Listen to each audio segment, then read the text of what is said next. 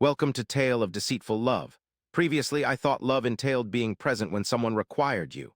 Now, I understand it encompasses recognizing when someone manipulates the demand to gauge your worth. My name is Brandon, aged 34, serving as a project manager in a commercial construction firm. For 8 years, I was bound in matrimony with a woman who blended loyalty with theatricality. This narrative delves into how my wife assessed my resolve, how I probed her survival capabilities, and how she found out that some tests bear unforeseen effects for the tester. Brooke and I became acquainted in college. She was pursuing marketing while I was in engineering. Our bond felt effortless, as if our interactions were second nature. Following graduation, we cohabited, got married at 26, and purchased a house in a respectable suburb outside Portland at 29, a typical progression towards a comfortable life. However, after 14 months, the first sign of discord emerged. Brooke was returning home later from her digital marketing job, nothing out of the ordinary, half an hour here, an hour there. She justified it by stating her team was pursuing a significant client and needed her guidance. I could appreciate the demands of such work, but then the emotional climate cooled, conversations turned transactional. Had you paid the water bill? Your mother called. I'm going to bed. The woman who used to share her day with me in detail and enthusiasm now had nothing to say. When I inquired about how things were, she replied with short, lifeless words. Fine, okay, tired. I attempted various conventional methods, arranged planned dates only for her to cancel at the last minute, proposed a weekend getaway which she declined, stating a need for space, directly questioned if anything was amiss, and she'd respond with signs of annoyance, followed by arguments over insignificant matters. For instance, I loaded the dishwasher incorrectly, forgot to inform her about running into an old coworker, assisted my brother in moving without consulting her first. Every minor decision seemed to be used against me as proof that I neglected her feelings, undervalued our marriage, and didn't truly understand her. I began to ponder if she wished to end the relationship but wasn't sure how to express it. The turning point occurred on a Tuesday in March. Upon arriving home from work, I found Brooke sitting at the kitchen table with a glass of wine, engrossed in her phone. I asked about her day. She didn't respond. Do you no longer love me? She said, her question sounding accusatory. Of course I do, I replied cautiously. What's going on? You merely go through the motions, and though you're physically here, it seems your mind is elsewhere. I have the feeling that if this marriage were truly on the line, you wouldn't actively defend it. Across from me, you sat down. Brooke, I consistently appear and attempt to engage with you, yet it appears you're the one withdrawing. She shook her head. The issue is you believe mere presence equates to caring. You think showing up is sufficient. For an hour, we spoke in loops. She demanded proof of my continued desire for her, my unwavering choice of her, my persistent fight for us. However, when I asked what concrete evidence she wanted, she couldn't provide a clear answer. Instead, she spoke vaguely about exertion, passion, and not taking things for granted. That night, I went to bed feeling like I was flunking an exam I didn't realize I was being graded on. Over the subsequent weeks, Brooke's detachment deepened. She began spending 2 or 3 nights a week at her sister Sienna's apartment, claiming she needed time for reflection. She stopped wearing her wedding ring, stating it felt burdensome. She proposed couples therapy yet failed to arrange it, leaving me increasingly distressed, not emotionally, but tactically desperate to uncover the truth. This wasn't ordinary marital drifting, it was orchestrated. So I took an action I'm not proud of but won't apologize for. I scrutinized like a detective. Instead of a husband, I observed changes in Brooke's phone behavior. A new passcode, concealing the screen while texting, leaving the room to take specific calls, all typical signs, though I refrained from hasty assumptions. I needed proof. One Saturday morning, Brooke left her laptop open on the kitchen counter while she showered. Her email was logged in. With only about 10 minutes at my disposal, I found messages in a conversation with Sienna and Brooke, day 19 of the distance operation. He's definitely noticing, but still hasn't made the major move. How long should I persist? Sienna, wait 2 more weeks. If he doesn't make significant moves or truly tries to win you back, it will confirm he isn't worth keeping, but you already know what your choice will be, don't you, B? I merely wish to be certain about my decision. If he acts, I'll feel guilty. If he doesn't, at least I'll know I gave him a chance. As for you, Sienna, if he doesn't, there's another who has shown his willingness to fight for you. My fingers went cold upon reading that last line. I scrolled back up to find earlier messages, be lunch with Connor again. He listens attentively, asks thoughtful questions, remembers things from weeks ago, such a contrast to Brandon's automatic mode. Connor, I didn't know any Connor Sienna. but you deserve someone who truly sees you. Just be smart about the timing. I captured images of various items using my smartphone, afterwards shutting down the laptop and venturing into the living room. My heart rate remained consistent, as Brooke was devising a fictional distance to discern whether I would pursue her, plead with her, or enact an extravagant romantic act. Meanwhile, I was engrossed in attempting to decipher her fabricated predicament, only to discover she had already been vetting my substitute, the thing. A key aspect of such tests is that they unveil the tester more than the participant. For 3 days, I withheld action, neither challenging her nor altering my behavior, merely observing and recording. Brooke casually mentioned requiring Thursday night at Sienna's to ponder. I accepted this. Upon her departure, I scrutinized our phone bill records online, discovering a number she had frequently communicated with over the past 6 weeks, exchanging dozens of messages daily. The timestamps indicated high activity during work hours and late nights. I inputted the number into a reverse lookup service. Marketing Director Connor Hayes, 36, divorced and based at a downtown tech company, had commented excessively on Brooke's professional posts with overly familiar accolades. On Friday morning, I contacted lawyer Griffin, recommended by a colleague who had experienced a challenging divorce. I detailed the emotional detachment, staged tests, evidence of an extramarital relationship, joint bank accounts, and co-owned house. Griffin listened attentively without interruption before asking, "Do you wish to salvage this marriage?" I replied negatively. "I want to terminate it tactically," he responded sympathetically, not unkindly professionally. "In that case," he said, "we need to prepare before she becomes aware of our preparations." Over the following 2 weeks, Griffin and I constructed a legal defense. I meticulously recorded all marital assets, established a separate bank account to reroute my salary, amended the beneficiaries on my life insurance and pension plans to my sibling, gathered proof of Brooke's affair, her emails, phone logs, photographs from their dinner at a downtown restaurant obtained by a private investigator, all while understanding that Oregon being a no-fault divorce state, infidelity doesn't directly influence asset division.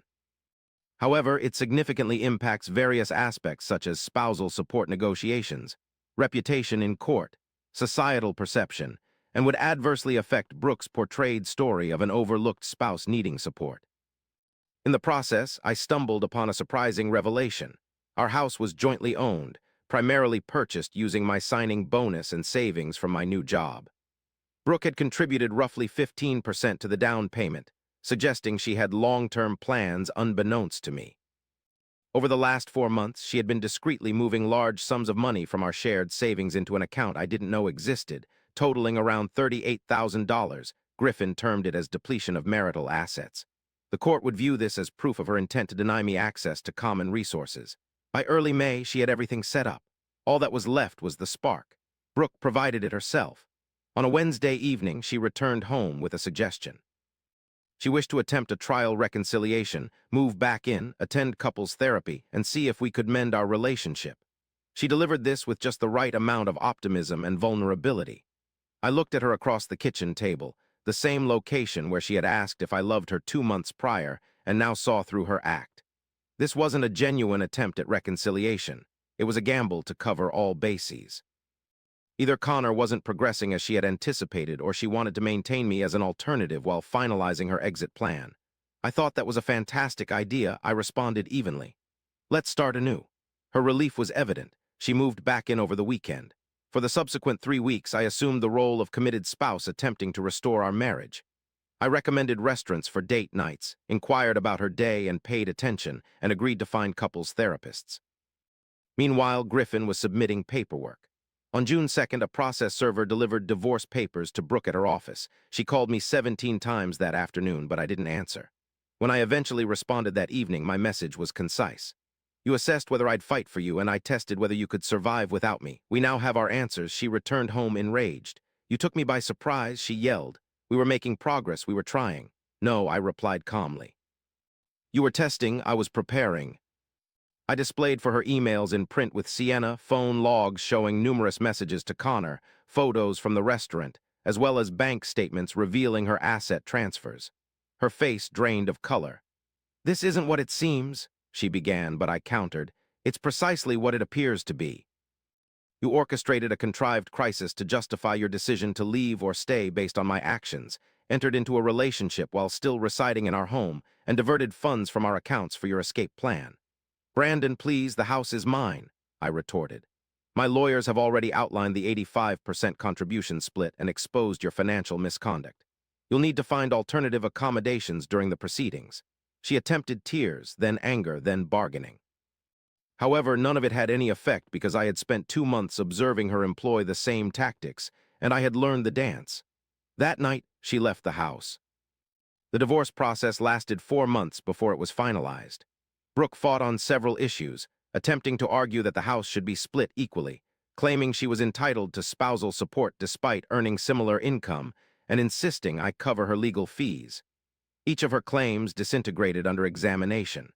Her dissipation of assets alone undermined her credibility with the mediator. Griffin presented a timeline demonstrating that Brooke withdrew joint funds while planning her departure, only to try and reconcile when her backup plan failed. Evidence of the affair, although not decisive in legal terms, painted a clear picture of someone who had fabricated marital issues while pursuing an alternative partner. The court ruled in Griffin's favor, granting him the house with a small buyout of Brooke's initial contribution. Neither party received spousal support, and assets were divided according to documented contributions. $38,000 had to be returned by Brooke, though enforcing this led to another struggle, yet the legal triumph was just a part of the ordeal. The real defeat unfolded post-event. Within weeks of their affair becoming public knowledge, Brooke's relationship with Connor crumbled. It was revealed that Connor had been deceiving her while pursuing another relationship concurrently. When Brooke arrived at his apartment hoping to progress from an affair to a legitimate partnership, she discovered she had been the secondary lover to his other mistress. Her job performance suffered at the marketing agency, where she worked due to their stringent ethics policy regarding workplace behavior. Once it was disclosed that her illicit relationship with an employee of a competitor, Connor, who was from a rival firm, became public knowledge through professional networks, her leadership's judgment was called into question. Though she wasn't terminated, she was reassigned to minor accounts, and her social circle splintered. The story Brooke had constructed for herself, that of a neglected wife who found someone who valued her, disintegrated when it was discovered she manipulated situations while being unfaithful. Her mutual friends chose to steer clear of the drama rather than take sides.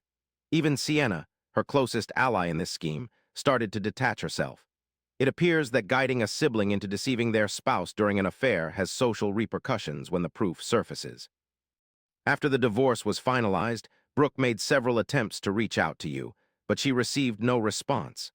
This wasn't due to malice, but because there was nothing left to communicate. She had tested how far I would go to defend her by creating false conflicts and withholding affection to gauge my desperation. In turn, I had tested if she could survive without me by withdrawing all forms of support, financial, emotional, logistical, and letting her deal with the consequences of her decisions without a backup plan. My test aimed to showcase my value to her, yet it exposed that her value hinged largely on what I offered. The ultimate retribution unfolded nearly a year after our divorce decree. Subsequently, I resumed dating casually, reacquainting myself with the sensation of a healthy relationship. I found myself in a downtown eatery with an acquaintance when I spotted Brooke alone at the bar, engrossed in her phone. She seemed exhausted, not dramatically altered, but visibly weakened. It was as if she had wagered everything on a hand she misinterpreted and was still computing her losses. She recognized me. Our gazes locked for a moment. I merely nodded once, neither warmly nor coldly, just an acknowledgement. Then I turned my attention back to my meal and the dialogue with my companion. I didn't boast or feel validated. Instead, I quietly reveled in knowing I'd made the correct decision. Brooke sought to verify if I would fight for her, demonstrate extreme devotion to show she was valuable. She failed to grasp that fighting for someone and fighting for oneself can occasionally be contradictory. She desired evidence of her control over me. I opted for proof of my independence instead. She flunked her own test by assuming love manifests as desperation. I succeeded in mine by recognizing it manifests as self-respect. The house Brooke aimed to seize through manipulation now legally belongs to me, having been refinanced, repainted, and adorned with items that truly reflect my personal taste, not a blend of our shared preferences. The funds she attempted to drain have been replenished, secured, and the emotional energy she demanded I expend on her has been redirected towards individuals who distinguish connection from compliance. Times call for letting individuals face the outcomes of their theories, which can serve as valuable learning experiences. Brooke assumed she could orchestrate a crisis, explore alternatives while keeping me as a backup plan because she thought I'd always fight to keep her. She was partially correct. I did fight, but not in the way she anticipated. Instead of fighting for chaos, I stood firm for clarity, for boundaries instead of performances, and for self-preservation rather than proving my devotion to someone who was betraying me. Unfortunately, these lessons came too late for her. Some tests evaluate the wrong aspects entirely. Her test aimed to determine if I'd fight for her, but she overlooked the crucial question, whether she could construct a life without relying on me as its foundation. The answer to that question is one she's still grappling with today. I transitioned into a life where love doesn't necessitate passing tests. I became someone else's validation tool instead. In a partnership, it's about collaboration rather than competition. The individual on the other side values our relationship as mutual responsibility, not a proof of worth. Brooke's assessment exposed precisely what it was intended to. It wasn't about the person believed to be assessed.